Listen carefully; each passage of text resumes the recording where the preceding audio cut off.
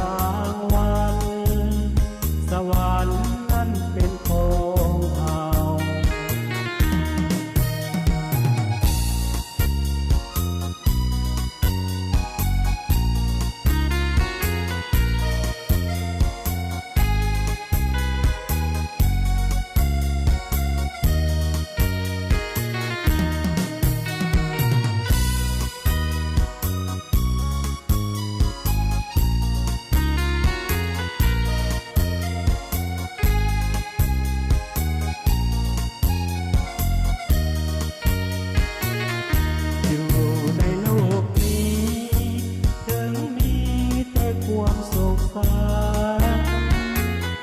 อย่าบ่เสียขวัญมันคงอยู่ในพระองค์เมื่อเอาเดินทา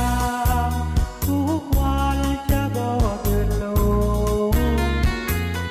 เดินตามพระองค์มันคงส่วนนิรันดร์ฟังสุ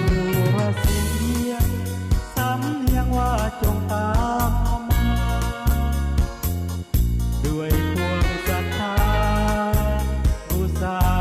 พระจอมราชันอย่าบ่สงสาร